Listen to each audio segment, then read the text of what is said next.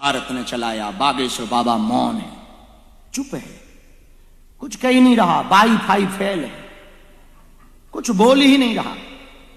अब क्या बोले, जिन्होंने भगवान को नहीं छोड़ा वो हमको क्या खाक छोड़। राम मंदिर दान पात्र की चोरी की, हम बाहर भी थे, न्यूज़ों में तो खबर मिली। जिन्होंने भगवान को, विचार करो, हमें तो बड़ा आश्चर्य लगा कि कितना दुर्भाग्य आ गया सनातन की अंदर, कितनी विचित्रता आ गई। हमारा तो दिल उस दिन से टूट पड़ा। एक अकेला रावण था, माता जानकी का चोरी करके ले गया था, और हमें लगता है रावण तो ये भी है, बस रूप बदल गए। इन्होंने तो, रावण ने तो केवल माता जानकी जी की चोरी की थी, राम मंदिर के दान पात्र में लाखों लोगों की श्रद्धा चोरी हुई, करोड़ों लोगों का भरोसा चोरी हुआ। और हमें खबर मिली कि FIR हुई है, अभी और जांच हो और पकड़े जाएंगे, पक्का है, और पकड़े जाएंगे। लेकिन ये तो ठीक है, इतना हम कह सकते हैं, ज्यादा तो नहीं, और कह भी दें तो कोई बुराई नहीं, सच तो सच है, और जिसको बुरा लगे भला लगे वो उसका अपना काम। हम इतना कह सकते हैं, रावण ने माता जानकी जी की चोरी की थी, उसका परिणाम यह निकला कि 7 परिवार सहित नाश हुआ। करोड़ों लोगों के दान राम मंदिर में राम को दिए हुए दान को जो चोरी करेगा, पक्का है वो सरकारी दंड तो पाएगा ही, भगवान का महादंड पाएगा, महादंड पाएगा, ये तो पक्का है, महादंड पाएगा, उसे कोई छोड़ नहीं सकता। बस जो लोग भगवान के यहां पर रहकर, हम लेकिन एक बात सरकार को जरूर कहेंगे, मंदिरों को साधुओं के हवाले छोड़ना चाहिए, जो मंदिरों की गरिमा जाने, साधु साधुता से मंदिर की व्यवस्था चलाए। सरकारी व्यवस्था से कई बार व्यवस्थाएं ठीक होती हैं, पर जब फॉल्ट होता है तो पूरा सिस्टम ही फॉल्ट होता है। वैसे तो FIR हुई है, पर हम चाहते हैं कि अभी मछलियां पकड़ी गई, मगरमच्छ भी पकड़े जाए, कुछ आता नहीं, नाक ना कटवा, इतना कह के बैठ जाते, और ऊपर देख के कहते आपकी कथा आप ही कहो, आइए पवन कुमार खलबन पान की क्या, आओ पीर बजरंग बली बैठो, जो मन करे सो कहो। हम कल कह रहे थे, परसों भी एक सज्जन को कह रहे थे कि विचार करो, दुनिया में कोई उदाहरण आपको मिले या ना मिले, हम अपना उदाहरण देख के जरूर तुमको कहेंगे, भगवान की कृपा का अनुभव करना है, इससे बड़ा कोई उदाहरण नहीं हो सकता। जिस गांव में हम रहते, उस गांव का सरपंच भी हमको कुर्सी नहीं देता था। 10 सालों तक उसी गांव में भीख मांगी भोजन के लिए, कोई आलू देता था, कोई चावल देता था, कोई आटा देता था। तब हमारी छोटी बहन थी हमसे, और हमसे छोटा भाई है, वो खाते थे। जब तक बिके ना थे कोई पूछता ना था, तूने खरीद कर अनमोल कर दिया।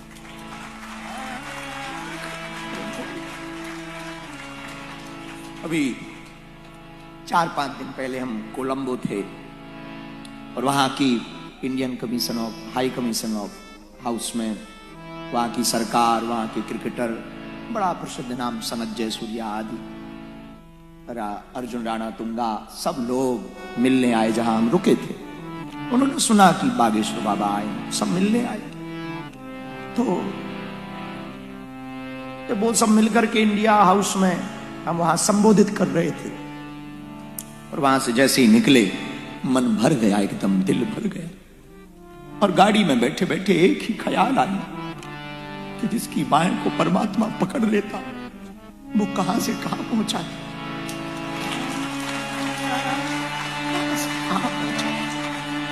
कहां से कहां पहुंचा देता, कहां औकात थी हमारी।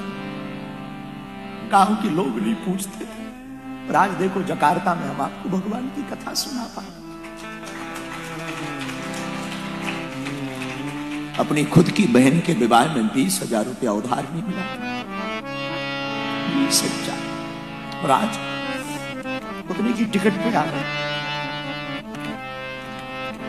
ये भगवान की कृपा का वर्षा, इनसे बड़ा दयालु। हम एक ही बात कहेंगे, मेरे पागलों, हम लोगों की सोच तो बेहतर होती, भगवान की कृपा बेहतरीन होती, इसलिए इनके घर देर है। हाँ, धैर्य बहुत जरूरी, धैर्य बहुत, एक तो समर्पण, दूसरा धैर्य। भगवान की भक्ति में तुम्हारा समर्पण होना बहुत आवश्यक है। इतना समर्पित जैसे 4-5 साल का बच्चा मां के अलावा कुछ नहीं जानता, वैसे भक्त को भगवान के अलावा कुछ नहीं जानना चाहिए। बालक और बालिका जिसके लिए केवल दुनिया मां होती है, वैसे भक्त के लिए दुनिया भगवान होनी चाहिए। और अगर भक्त के लिए दुनिया भगवान हो जाएगी तो इस कलिकाल में भी तुम भगवान का अनुभव कर पाओगे, कलयुग में देख पाओगे भगवान को महसूस कर पाओगे। परमात्मा जब नहीं आ पाता तो वो महात्मा को भेज देता, परमात्मा जब मिल नहीं पाता वो महात्मा को जीवन में भेज देता, किसी गुरु को भेज देता, जा तेरा भला हो। और उसकी लीलाएं, उसकी बातें ऐसा अनुभव कराती कि जब महात्मा ऐसा है तो परमात्मा कैसा है। जिसकी रचना इतनी सुंदर, वो कितना सुंदर, भगवान कितना सुंदर नहीं होगा। इसलिए मेरे प्रियजनों, सदा भगवान के रहो, हर परिस्थिति में भगवान के रहो। भक्त का पहला और अंतिम लक्षण यही है, पृथ्वी पलट जाए पर भक्ति से ना पलटे, चाहे जो हो जाए भक्ति से दूर ना। भक्ति सदैव चित्त में बनी रहे, भक्त की भक्ति बनी रही तो भगवान उसके करीब है। परिस्थितियां तो आएंगी, कष्ट तो सबको पाना पड़ेगा, हमें भी भोगना पड़ता, हमको भी दुख होता, ऐसा नहीं है कि नहीं होता।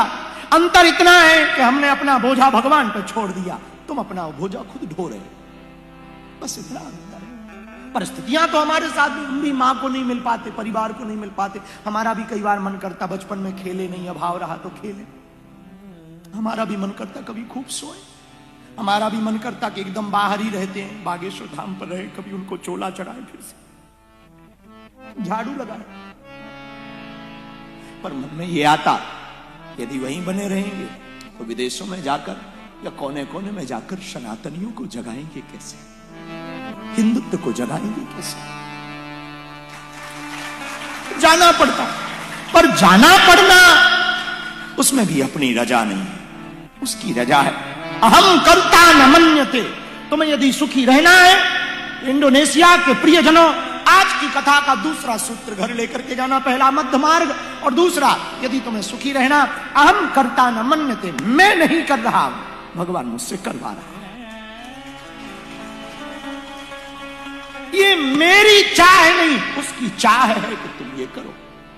भगवान मुझसे, हमसे तो भगवान करवा रहा, भगवान हमसे कथा करवा रहा, भगवान हमसे प्रवचन करवा रहा, हिंदुत्व के लिए, सनातन के लिए, बेटियों के विवाह के लिए, कैंसर हॉस्पिटल के लिए। हम नहीं कर रहे। जहां हमारा गांव है, छोटा सा गांव है, अब तो बहुत लाखों लोग हर शनिवार मंगलवार जाते हैं, 300 किलोमीटर में कोई हॉस्पिटल नहीं है, बड़ा पिछड़ा हुआ एरिया है। हमारे यहाँ हर 10-12 व्यक्ति को कैंसर हो रहा है, आदिवासी क्षेत्र है, लोगों को कैंसर होता है, एक रोगी से पूरा घर बर्बाद हो जाता। वो लोग इतने सामर्थ्यवान तो होते नहीं, मुंबई तक का किराया नहीं होता कि हॉस्पिटल तक पहुंच पाए, मजदूरी करने वाले लोग होते। तो जिस दिन हमने उनकी पीड़ा 2016 में देखी, एक घटना हुई थी हमारे साथ, एक पति पत्नी, पति को कैंसर था, पत्नी आई, वो नली पकड़े हुई थी, एक छोटी बच्ची फटी हुई शर्ट पहने और कुछ खाती हुई आई। उसको हमने पूछा क्या हुआ, बोले कैंसर हुआ। तो हमने कहा डॉक्टरों को दिखाओ, बोले डॉक्टरों ने मना कर दिया और दिल्ली जाने को पैसा नहीं।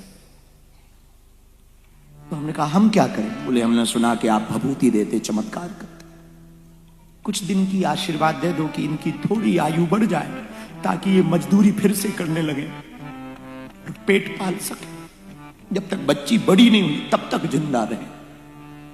ये बात हमारे दिल को छू गई।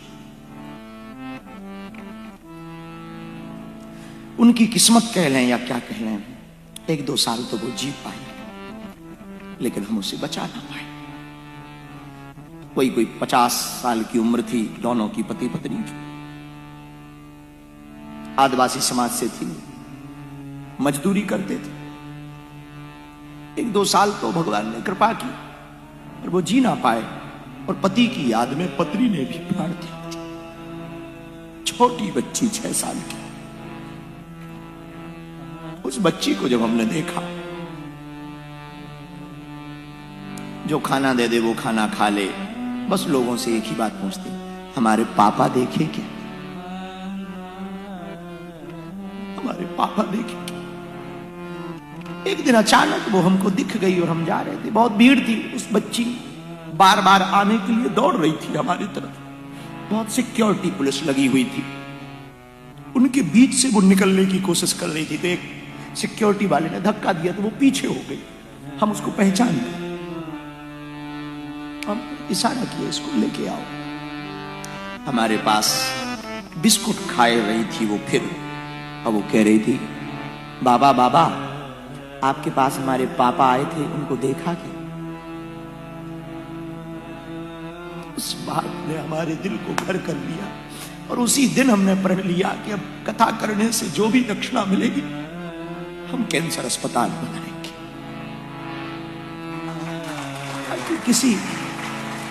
किसी का जीवन बचा। देखो, भोजन हम किसी को देंगे तो वो 24 घंटा शरीर पर रहेगा, हाथ कुछ ना पाओगे। और देखो, हमने कल कहा था, फिर कहें, चाहे जितना ट्रेवल कर लो, चाहे जितना दौड़ लो, चाहे जितना भाग लो, चाहे जितनी आप मैराथन कर लो, बाद में पहुंचना शमशान पे। हाँ, चाहे जितनी भागम भाग करो, अंतिम मंजिल शमशान। और जब वो है ही है तो आपको सुनकर बड़ा आनंद आएगा। हमने अपना बागेश्वर धाम शमशान घाट पर ही बनाया। हम जब नए नए बाबा बने तो गांव के लोग हमसे बोले कि चरण रखने आओ जरा गुरुजी। हमने कहा, क्या चरण रखने तुम्हारे घर आए, एक दिन तुमको यहीं आना है। मरोगे तो मरोगे यहीं, जलोगे फुकोगे यहीं, यहीं मिल लेंगे, मीट कर लेंगे। और हम भी रात को जब तुम जल जाओगे तो पूछोगे, हाउ आर यू, और तुम भी वही कब्र से कहना, I am good, not better than you my guruji. तो गांव वाले फिर बड़े नाराज हो गए कि ये बाबा तो पागल हो गया। पागल वाली कोई बात नहीं है, बात सीधी सी है, सच वाली बात है। तो हम आपको यही कहना चाहे जितना दौड़ लो, अंत में पहुंचना वही है। तो जब वहां पहुंचना ही है तो उसके पहले जीवन का आनंद लेना। तो यदि आप अपने भरोसे रहोगे तो खुद झंझट झेलना पड़ेगा, भगवान के भरोसे रहोगे तो भगवान को झंझट झेलना पड़ेगा।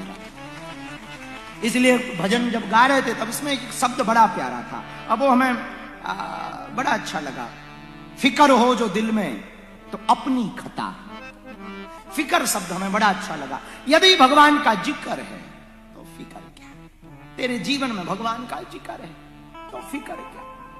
तो प्रहलाद जी ने तो यही कहा, भगवान ने पूछा कि डर नहीं लगा, बोले काहे का डर, आपका जिक्र था तो डर नहीं लगा। सांप से कटवाया, पहाड़ से फेंका, मीरा से कहा कि तुम विष पी गई, तो भगवान, मीरा कहती है, ठाकुर तुम विष कह रहे हो, महाविष भी दो, मैं भी पी जाऊं, अभी पी जाऊं।